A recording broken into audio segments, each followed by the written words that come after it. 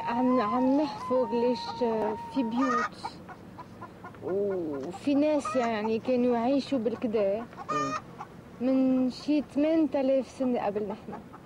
قبلنا ايه قبلنا وبدنا نعرف إذا في ناس بيعمروا بيوت وضيعة، وكمان يمكن في مثل بدو يعني ناس ما بيمشوا مع البيت الشعب بهالوقت هيدا. هيك عم نفتش تنعرف كيف كان بهالوقت القديم. يعني وش بالوقت القديم. نعم. شغل صعب بس تنعرف التاريخ شو كان في قبلنا يعني. هيك يعني تشوفون التاريخ وشبه قبل. نعم. بدوا شغلهم ايوه هيك. وهودي يعني بهالوقت ما بيعرفوا يكتبوا قبل التاريخ. لكن ما عنا شيء يعني يحكي لنا كيف كانوا يعيشوا. لكن بس نقدر نعرف مع هاللي منلاقي بالأرض، يعني هاللي خلوا وراهم. شفتي كيف؟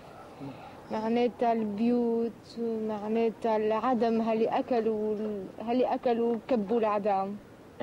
منلاقي العدم منقول أكلوا غنم، أكلوا بقر، أكلوا هيك.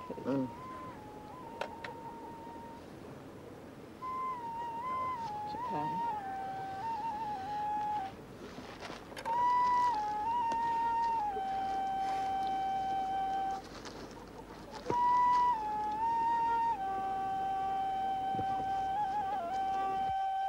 يعرفوا بالعدم وبالسوان، يعملوا سكاكين بالسوان. سكاكين ويعملوا هيك شغلات تيشتغلوا الجلد. للجلد ما كان يعرفوا يعملوا هيك قماش. ما يعرفوا كيف بيعملوا القماش. بعدين عرفوا. بس بالقول كانوا يقتلوا حيوان وياخذوا الجلد ويلبسوه. الجلد يلبسوه؟ نعم. يحضروه مع السوان ويلبسوه يقصوه هيك يدبوا حالهم مع الجلد. شلون يلبس الجلد؟ هيك بيعملوا يمكن مثل فساتين هيك مع الجلد والصوف. نعم.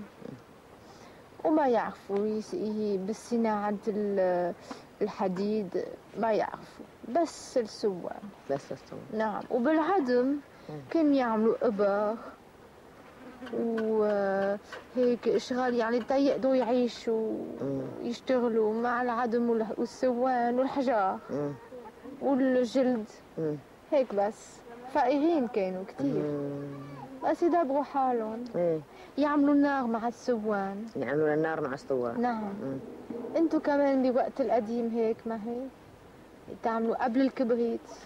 قبل الكبريت؟ ايه قبل الكبريت يقولوا له زناد حديد. نعم. زناد هيك سفيها يجيبون اسطوان تصرخون. ايوه هيك يقولوا لها زدحه.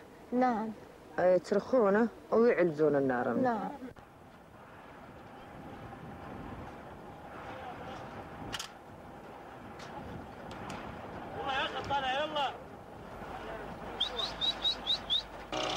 Passagers pour Deir ez-Zor, Raqqa, Homs, Damas, de l'Euphrate à la mer, de la ville à la steppe.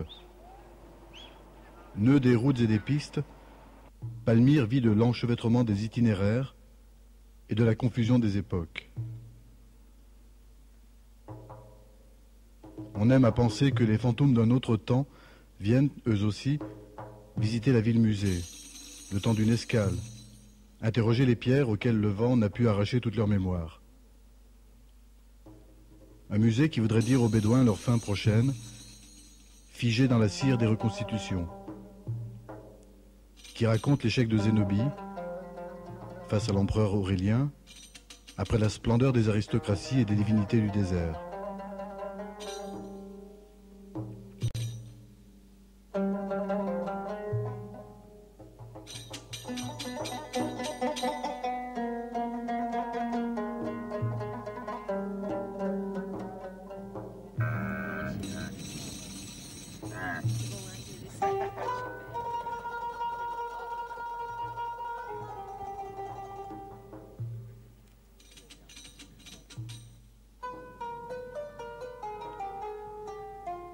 On aime à penser que les derniers chameaux ondulant entre les ruines sont les dépositaires du secret des caravanes antiques.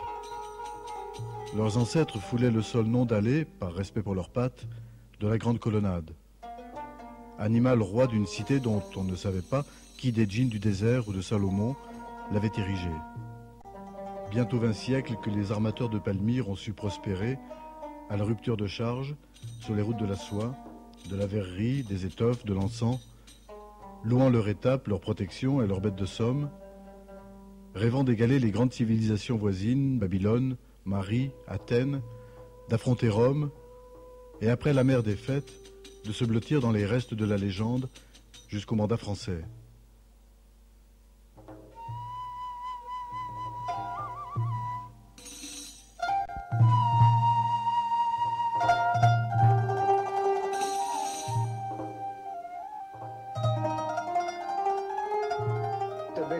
بالداخل وين بيتكم؟ هاي بيتنا هون. هذا بيتنا. هذا بيتنا، هذا مرتفع في كمان حوش لتحت، وهذا كان نطلع الزابوق الجامع بين القيم قبل في جامع هون، كان بجاهد هون. جاهد وبنى القيم هون. ايوه ضمن الحرم. بنى محمد المقباني، بنى موسى الدرويش هونيك، عياش هون، بنى مكيرش هون، وبنى نزار. طبعا هون كان بيت الخطيب.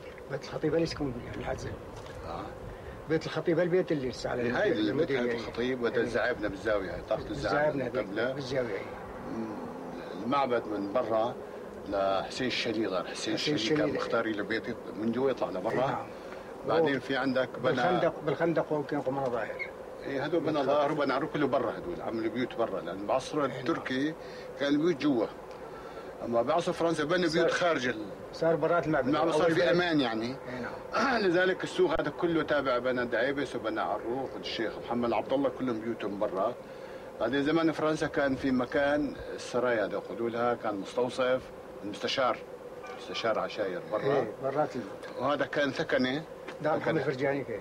هاي كان سكنه. هاي سكنه هجاني وخيالي والشنار، هذا يقولوا زملي الشنار. هناك كان بستان نادي ضباط فرنسي، نادي ضباط الصف هون. كان خان للجمال، خان تبع الدولة جمال، سراي كرافان جوا هون. وهذا كان محل تبع بشير زمان، محل هون. هون كان في خمارات. أول كان في ما يعادل 4000 شخص سكان، مو هيك؟ بعدين لما ب 28 بنوا بيوت جديدة، غرف دك تراب، وعطوا لكل عائله بيت. صارت المعبد البيوت من المعبد دور ما. ايوه راح لعالم الجبال، هاي بيت روح اسكن واطلع. ما بيقدر يقدم فوق راسك، يلا اطلع هاي بيت واسكنوا بتبارك. ايه بالمعروف ما صار، بده شوي قوه. لذلك بقيت الناس الخمسينات خارج المعبد، ما رضوا يطلعوا هدول. في ختياريه ماتوا، بقيوا في مكان. المرحوم ما بين فلت لا. اي ما فلت يطلع، الختياريه ما رضوا يطلعوا. باخر بيت من الشارع. لذلك بالخمسينات زالوا البيوت اللي خارج المعبد. 28 38 بالخمسينات بعد الحرب زالوا البيوت اللي خارج المعبد. بدت المدينه كان فيها ما يعادل بالمعبد حول 4000، حاليا في ما يعادل 35 40 الف مدينه جديده.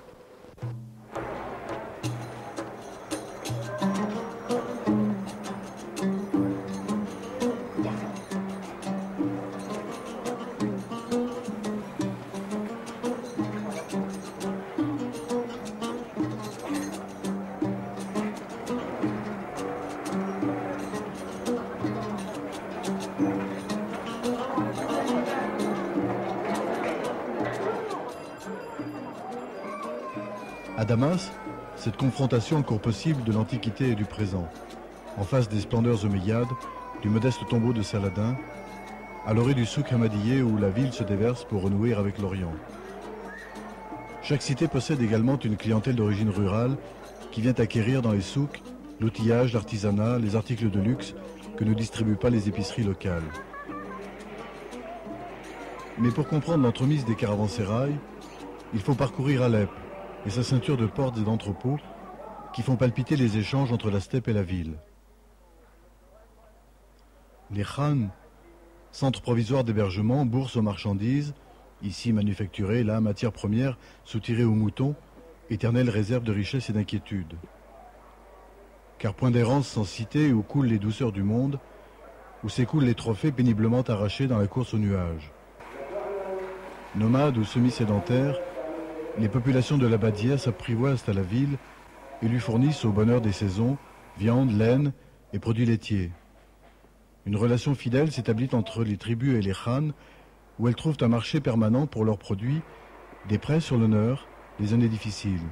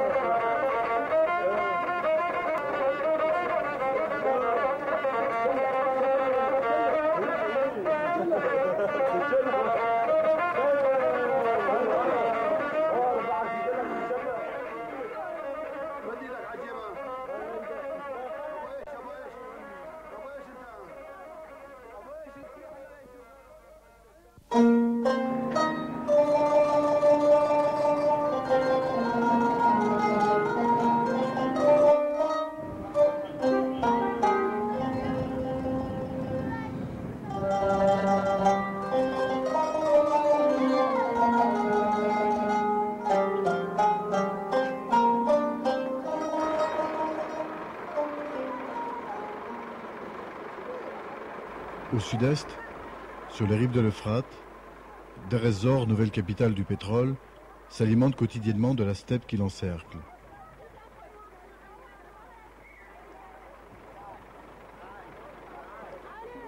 Quand il n'est pas destiné à la consommation domestique, le lait est transformé sur place en fromage par les semi-sédentaires de la vallée. Il s'agit d'un fromage doux, périssable, qui doit être vendu immédiatement sur les marchés ou en ville. Les consommateurs réservent parfois longtemps à l'avance chez leur épicier le fromage produit par tel ou tel éleveur réputé. Une partie de la production est destinée aux fromageries qui transforment en produit durable la livraison fragile.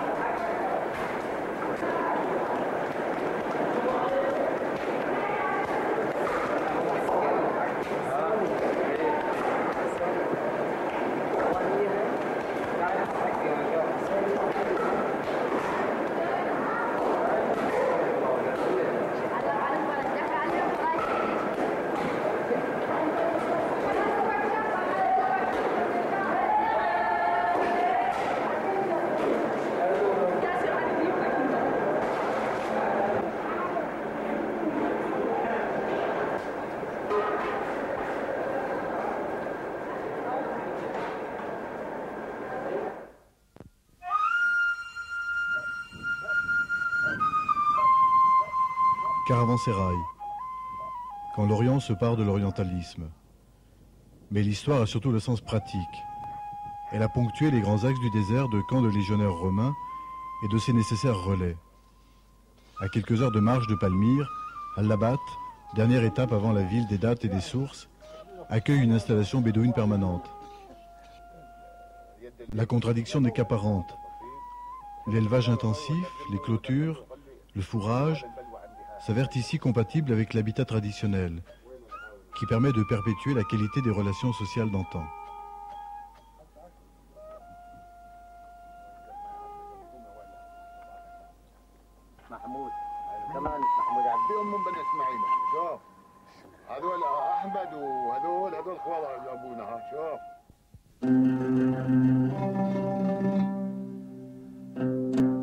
Après la grande richesse de Palmyre au temps des routes de la soie, D'autres bienfaits vinrent à nouveau profiter aux Bédouins.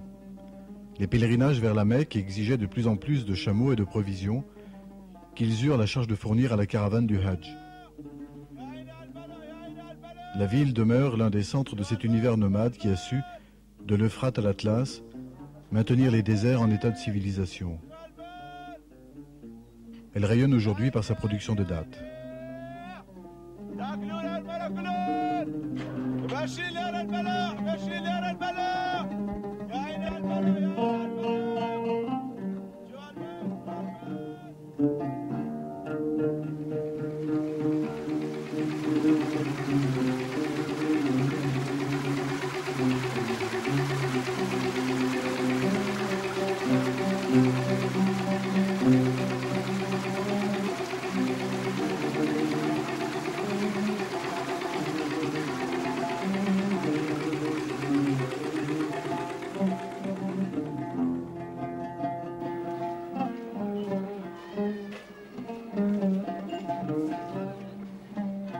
Palmyre, ou plutôt Tadmor, abrite plus de 30 000 âmes.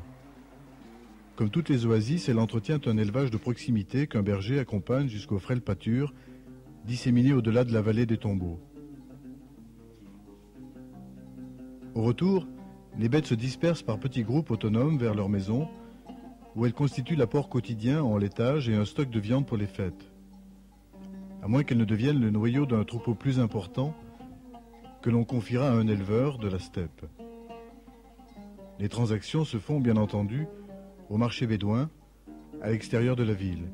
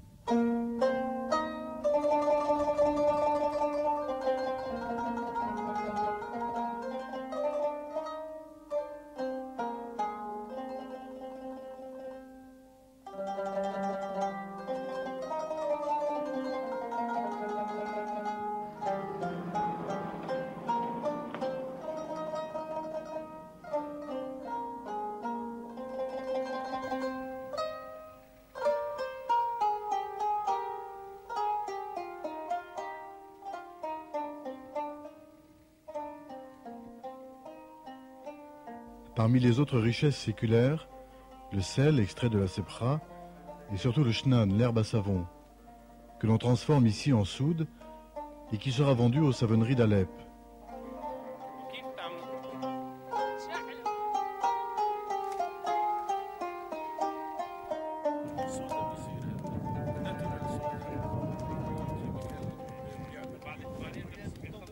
Car c'est également vers le nord que sont tournés les villages de la Palmyrène.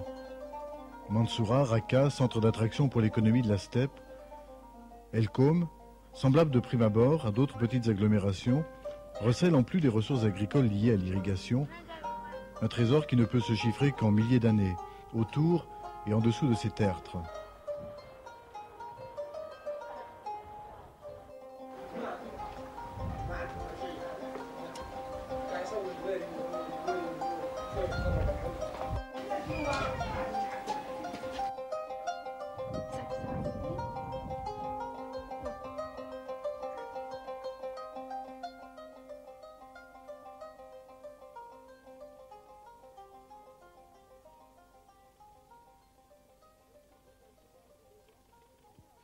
Donc, El Koum est un village du désert syrien à mi-chemin entre Palmyre et Raqqa. Il a été occupé à partir de 6000 avant Jésus-Christ et jusqu'à 5600. Quel est l'intérêt de fouiller ce village? L'intérêt principal est de savoir comment des agriculteurs, en pleine possession des techniques de l'agriculture, qui venaient de zones où le blé est facile à cultiver parce qu'il est dans son milieu naturel, se sont adaptés à une zone semi-aride. Donc ceci est le premier intérêt. Le deuxième intérêt est de savoir comment ces gens vivaient, à quoi ressemblaient leurs maisons, à quoi ressemblaient leurs outillages, ce qu'ils mangeaient et comment ils organisaient leur vie. D'autre part, on pense que des installations nomades existaient en même temps pas très loin. Quels étaient les rapports de ces sédentaires en village avec d'éventuels nomades?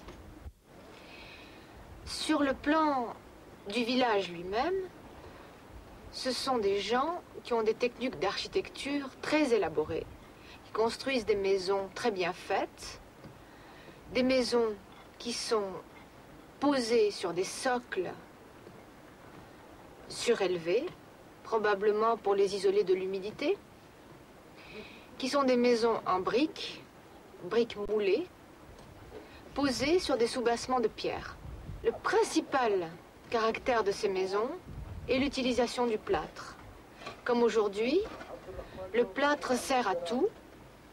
Les sols sont enduits de plâtre, les foyers, les silos, les niches, les seuils, tout l'aménagement intérieur de la maison est fait en plâtre. Ce sont des agriculteurs. Ils ont réussi à implanter dans ce climat difficile, irrégulier, parce que certaines années devaient faire très bon, d'autres années très sec, ils ont réussi à implanter 3 espèces de blé différentes et une espèce d'orge qu'ils cultivaient. Ils ont réussi aussi à connaître les plantes sauvages qui les environnaient et à les utiliser énormément. Ils cueillaient beaucoup pour se nourrir, des petites légumineuses, des lentilles, des pois, et donc trouver un complément intéressant dans la nature pour compléter ce qu'ils avaient dans leur champ. Et ils étaient aussi éleveurs. Ils avaient des troupeaux de moutons importants et aussi quelques chèvres, et ça ne les empêchait pas de chasser la gazelle. Ils la chassaient même tellement que le principal de leur nourriture, carnée, venait des gazelles et non pas des moutons qu'ils élevaient. Ils avaient donc des animaux, est-ce qu'ils les gardaient auprès du village ou est-ce qu'ils avaient des rapports avec des tribus de pasteurs? Alors justement, le problème est très intéressant à Elcom et le problème se pose. On sait que les animaux ils avaient eux, de toute façon, des animaux dans le village. On en a la preuve parce qu'on a trouvé la trace de piétinement et de crottins de chèvres à l'intérieur du village. Donc les chèvres étaient très familières, rentraient, sortaient du village. Ils avaient donc leur propre troupeau. Mais ça n'exclut pas qu'ils aient eu des rapports avec d'autres, des nomades, très probablement, qui habitaient Kder, à 15 km de là, et qui, eux, n'ont pas laissé de traces de maison, et qui sont très probablement contemporains. Donc nous cherchons à savoir, à comprendre si déjà à cette époque, il y avait le même rapport qu'aujourd'hui entre nomades et sédentaires.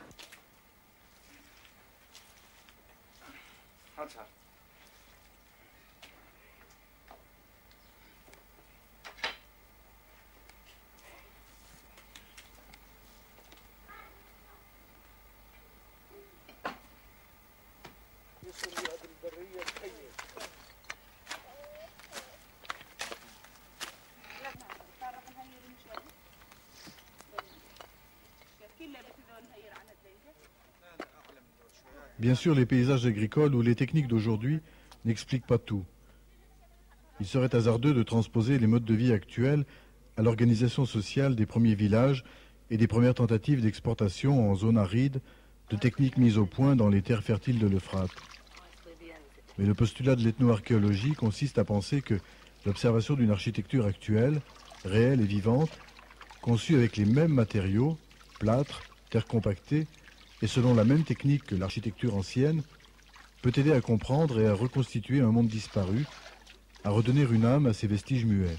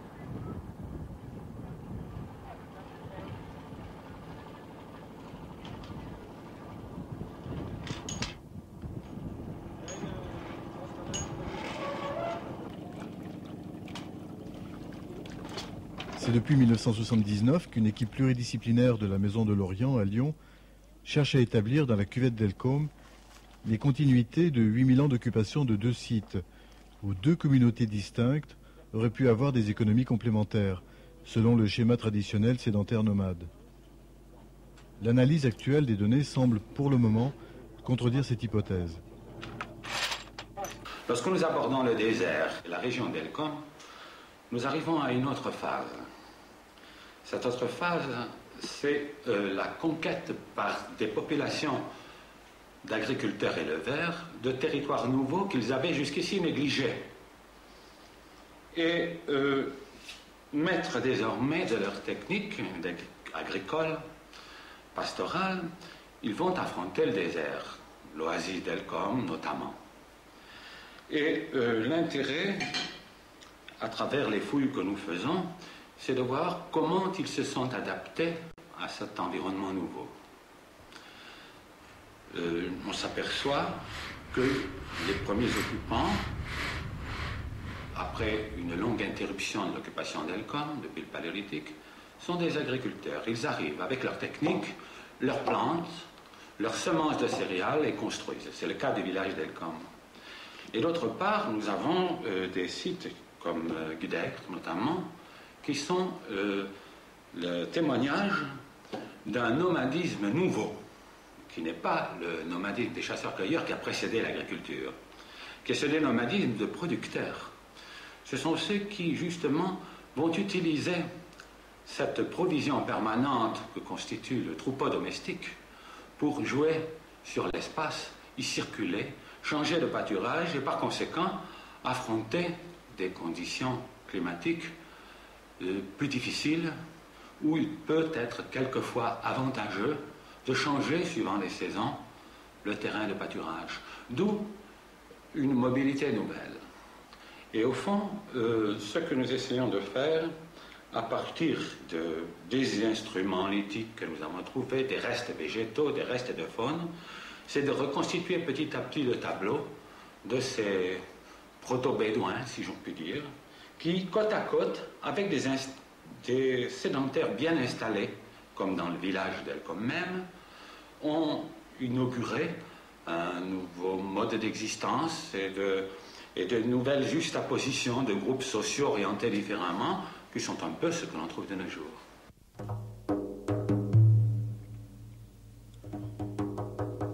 Une certitude concerne le chameau, qui n'apparaît qu'entre le 2e et le 1er millénaire dans ces régions. Le nomadisme des grands parcours qui l'autorisent n'a donc pu être possible aux époques néolithiques du Levant. Aujourd'hui même, il n'est guère représentatif de l'économie locale. Cet unique troupeau, géré par les éleveurs de Kder, se déplace entre la péninsule arabe et la Syrie. Il semble constituer surtout une réserve symbolique de patrimoine, et si la famille qui l'exploite se rapproche à la saison chaude du village, l'amplitude du pâturage qu'il nécessite n'a rien de commun avec celle du petit bétail, et hormis le ravitaillement régulier en eau, cette activité nomade est indépendante de l'ajustement été-hiver qui caractérise le double habitat de Kder.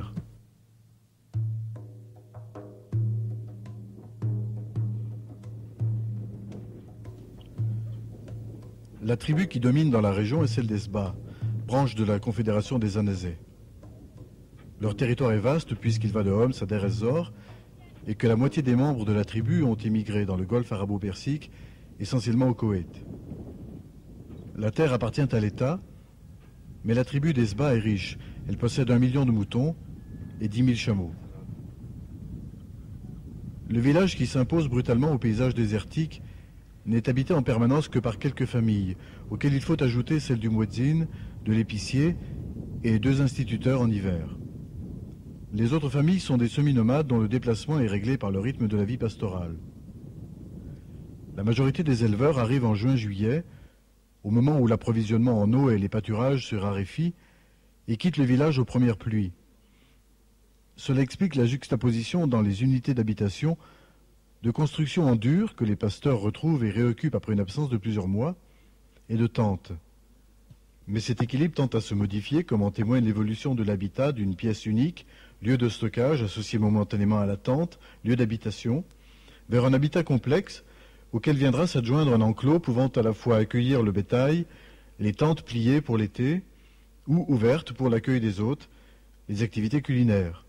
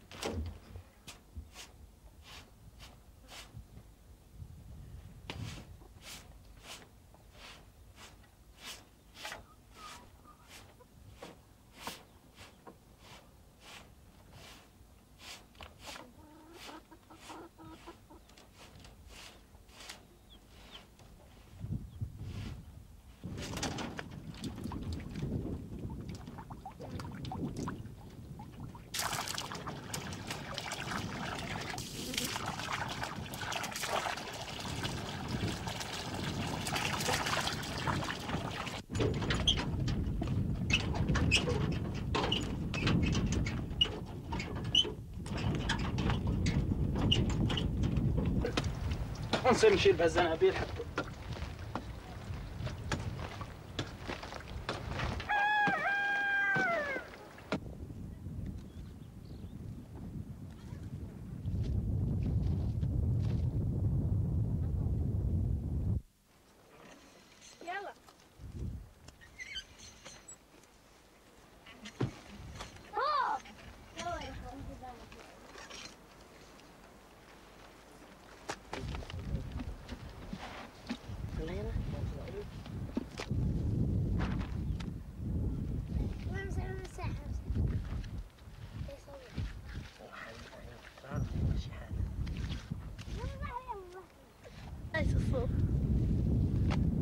والله مشتغله والله نهارين المقبح هذا صور اللبن كله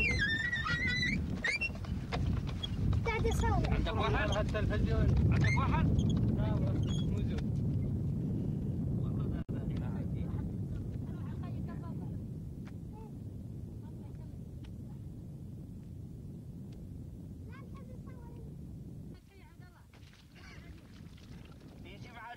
Ce qui frappe également, c'est la frénésie de construction en saison sèche qui permet une consolidation rapide et l'évolution des matériaux d'une phase à l'autre de la sédentarisation.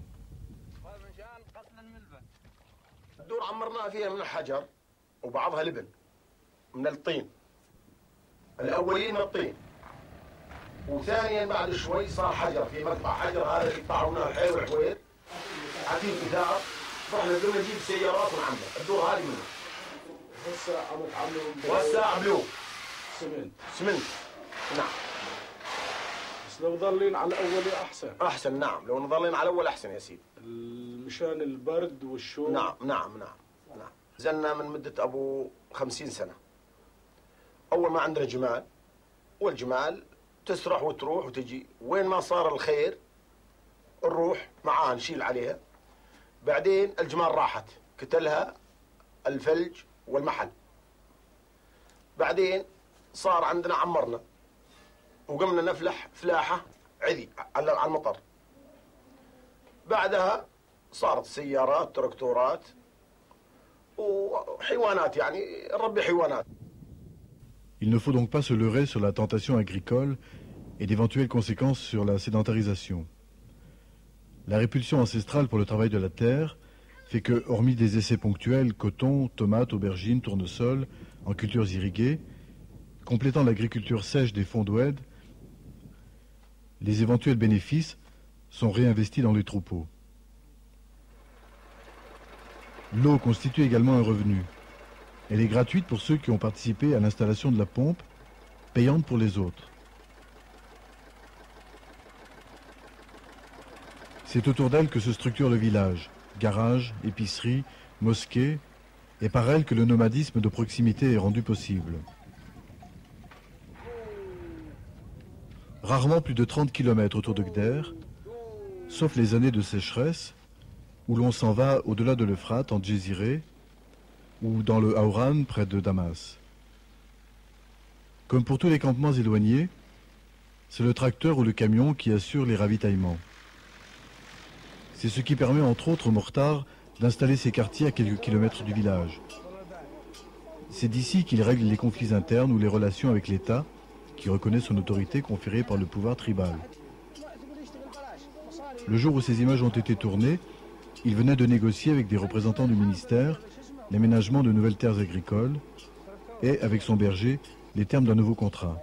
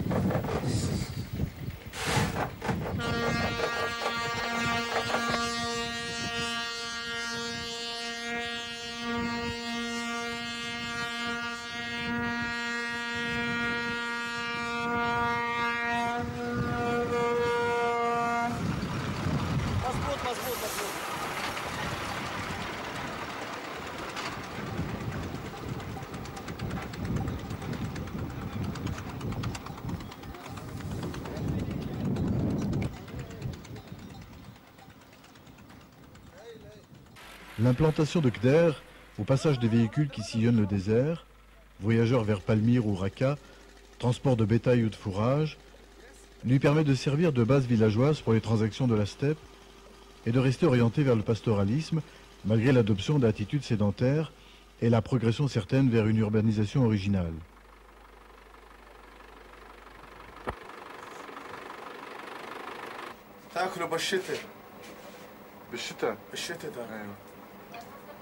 مشان يجي المطر والشيء نعطيه اياه.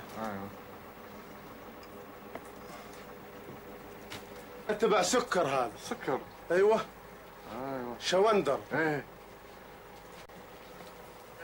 ولا تجيبوه من علب. ايوه.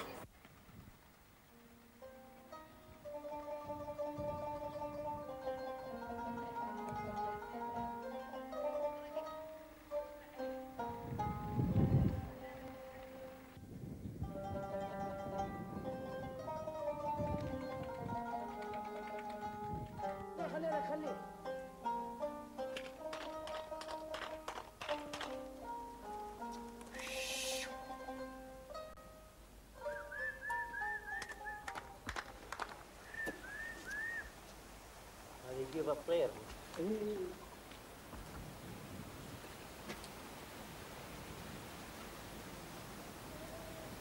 دا دا دا دا دا دا دا دا دا دا دا دا دا دا دا دا دا دا.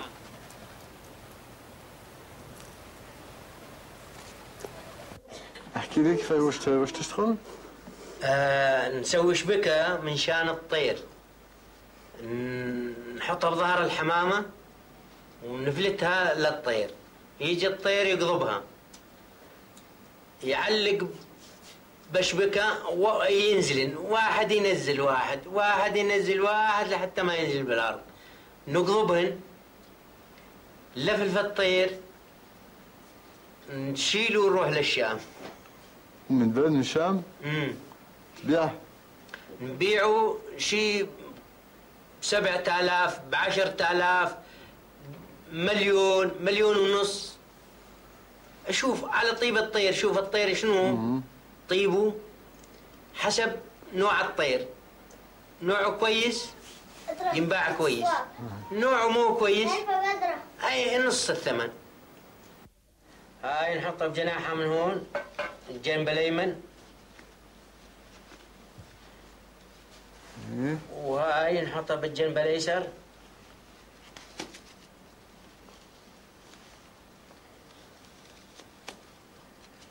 وهذا الخيط نربطه برجلها من هون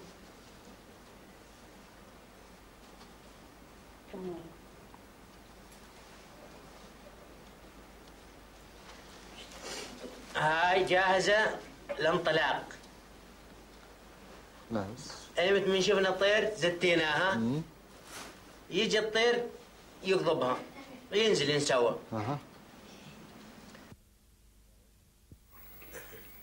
شايف؟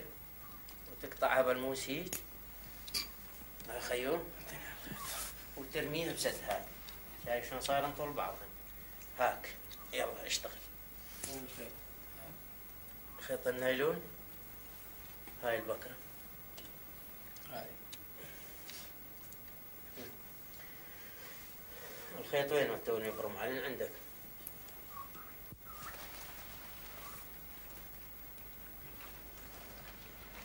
تلبس انك ويفرط.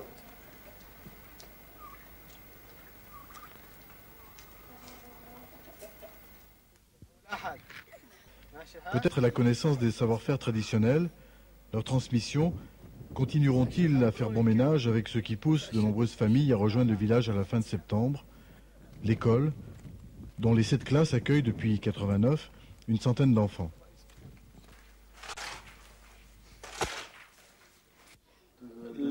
عن المدرسة، احكي لي عن المدرسة، وقت بتكون هون الأستاذ بضل. المدرسة ما زال العيال أهلهم هين زاعدين، مثل يروح واحد عنده غنم وعنده ولد يا يشتري له بسكليت يا يجيبه بالتراكتور يوميا الصبح، يا يخلي أمه حبابته يعني يخلي له بالدار قريب ما يبعدون. أنا عنده ولد ما يبعد، أنا مدرسة حول القرية يعني ما يبعد من شان الولد. بس السنة الماضية ما ظل حدا هون.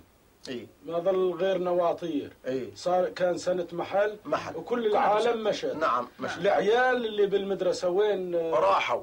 ما راحوا للمدرسة ولا؟ لا راحوا بس المدرسة فلت. يوم فلت المدرسة رايدة تسكر. يعني ظلوا هون مع عيالهم العجاز اللي هون. ايوه بالمدرسة. والله نعم والله. تسكرت المدرسة سكرت وراحوا مع اهلهم. نعم.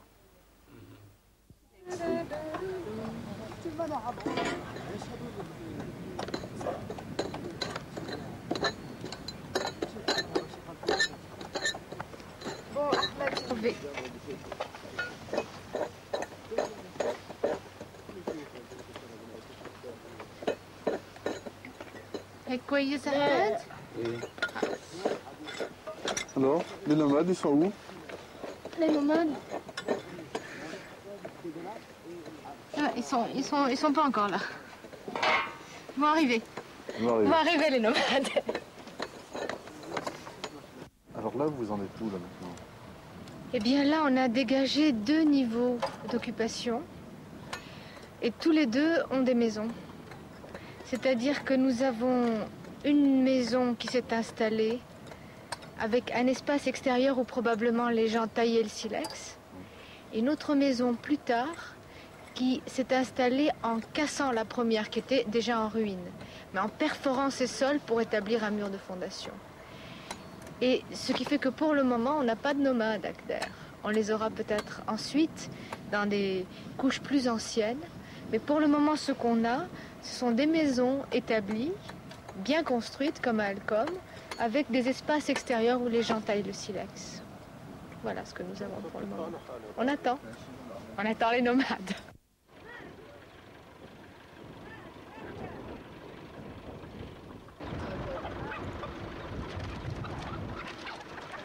Quelques semaines plus tard, la fouille de Daniel Storder fera effectivement apparaître une installation nomade du néolithique.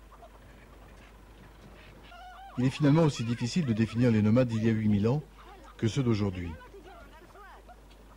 Les premiers, occupant périodiquement un site, y taillant le silex pour la chasse, consommant leurs moutons, utilisant peut-être des maisons faites par d'autres, commerçant ou guerroyant avec leurs voisins sédentaires d'Elcom, ou les ignorant résolument.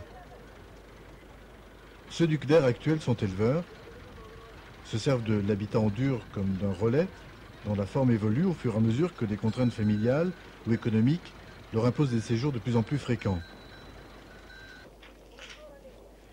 Mais si la maison est au centre d'un discours contradictoire, tantôt habitat confortable lors des rigueurs de l'hiver, tantôt camp de base pour les séjours des étés trop chauds, tandis que le berger demeure au désert, la tente, elle, reste investie d'une plus-value affective. Espace principal, mobile, mais invariable. Celle-ci va peut-être héberger cette famille jusqu'à l'hiver, puis ils iront dans la maison voisine et repartiront à la fin de l'année scolaire, en ayant ajouté un enclos, un abri, à la demeure initiale.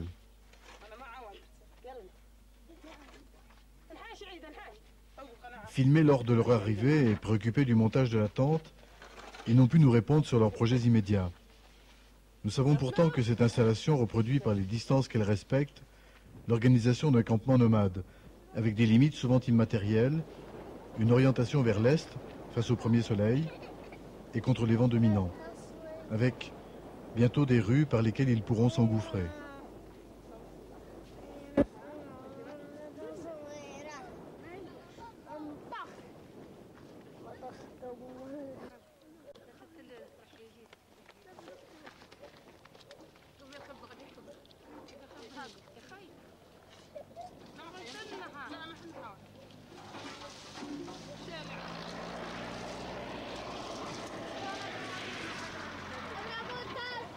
Quelques connaissances qui nous rapprochent un peu, mais il faudra sans doute encore bien des images pour tenter de soulever de nouveaux pans du lourd vélum bédouin.